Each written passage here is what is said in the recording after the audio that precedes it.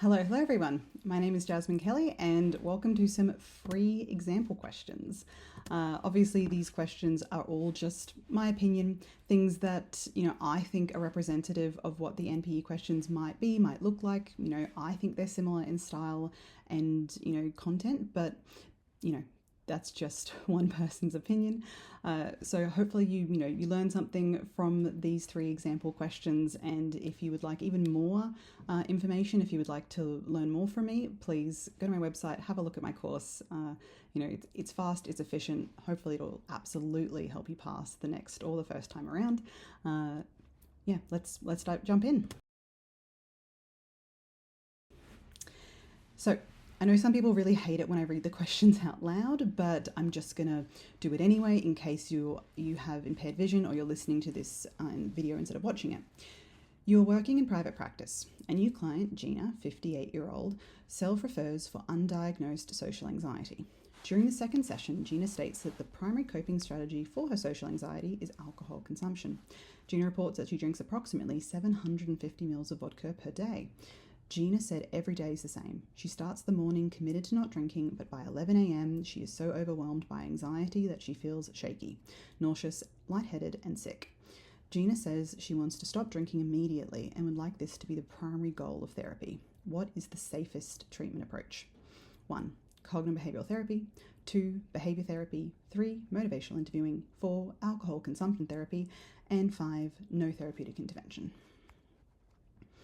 Have a think, have a look, pause me if you need to, because the answer is going to come up in 3, 2, 1. The answer is 5, no therapeutic intervention. I know this confuses a lot of people. I know a lot of people think, isn't the answer MI or CBT? And you're close, but when it comes to the treatment of alcohol addiction, particularly in cases like Gina where we can see clear chemical dependence, she's going through the phases of withdrawal every single day. She's feeling shaky, nauseous, lightheaded, and sick. She's attributing that to the anxiety, but it's absolutely possible that that's her body going into alcohol withdrawal. As a psychologist, you should not attempt to support a client to go cold turkey. Withdrawing from alcohol by yourself can be very dangerous and people can die as a result. It can result in cardiac problems or more likely seizures. So absolutely, Gina should be referred to a intervention program that is medically supported. In these kind of cases, we actually can be just enough help for somebody to kill themselves. Because if you do some CBT, some DBT, help increase Gina's distress tolerance, she might get through this first stage. She might make it past 11 a.m. without drinking and keep going until she is in so much medical distress that she can have a seizure and die. So yeah, the answer to that one surprises people. No therapeutic intervention. Next question. You are working in an employee assistance program. Your company is contracted to provide intervention for employees of X company. You have been seeing Greg for 6 months regarding major depressive disorder. Greg now feels ready to return to his role as an engineer after taking 12 months off work due to his mental health. Greg's boss asks you to conduct an assessment to determine if Greg is fit to return to work. What is your response? 1. You must receive written consent from Greg to conduct the assessment and then share the report with his boss. 2. You shouldn't complete the assessment, make an appropriate referral. 3. You are technically employed by X company, so they are the client, and you must receive written confirmation from X company to conduct the assessment and then share your findings. 4. It is not possible for a psychologist to conduct such an assessment. You should reject the request. Or 5. Consult your supervisor to make sure you respond to this request appropriately and complete all necessary paperwork. So have a think about it. What do you want to pick? What's your answer? Maybe pause me here, write it down. The correct answer is coming at you in 3, 2, 1. 2. You shouldn't complete the assessment, make an appropriate referral. If you didn't get that one correct, I encourage you to pause the video here and do some research. Try and figure this out. Why should we not conduct this assessment on Greg?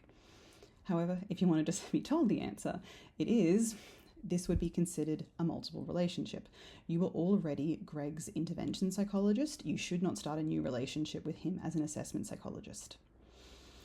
Yet again, this is a question people commonly get wrong in my groups because Sometimes in your real life practice, you may be doing this all the time. You may be told by other psychologists that it's fine to go from intervention to assessment, from assessment to intervention.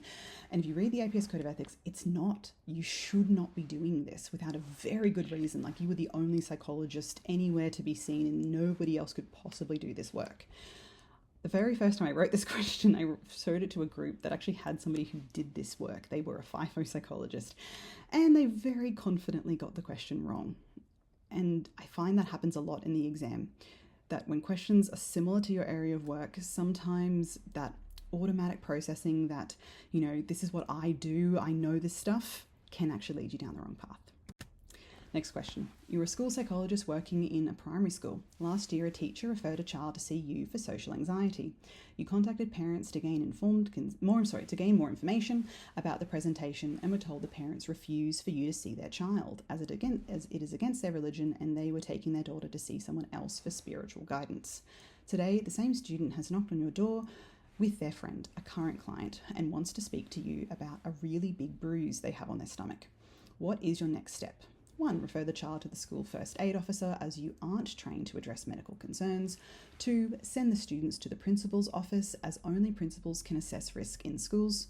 3. Invite the student with the bruise to sit down and begin risk assessment.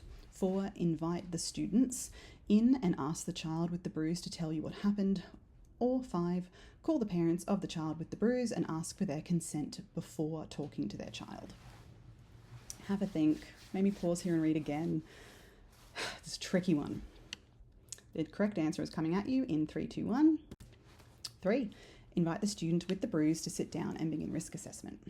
If you were considering 4 instead of 3, absolutely a really common one there. The reason that we wouldn't be inviting both students in as the first port of call is the concept of do no harm in the APS Code of Ethics. And theoretically, we don't really know what the child with the bruise is going to say. Maybe something really traumatic happened to them and their friend who is there to be supportive would be exposed to that traumatic information, that vicarious trauma, by hearing that. They might have already heard it. But yeah, 3 is a better answer because it protects the other student. Obviously, if this was a real scenario, and as an ex-school psychologist, I can tell you I've been in scenarios like this. If you want information and guidance on how to handle this in real life, what to do, let me know. But this, for an NPE question, this is the correct answer. Last question, a little bit of a bonus. I said 3 and this is the 4th one. You administer a whisk to a 13-year-old client.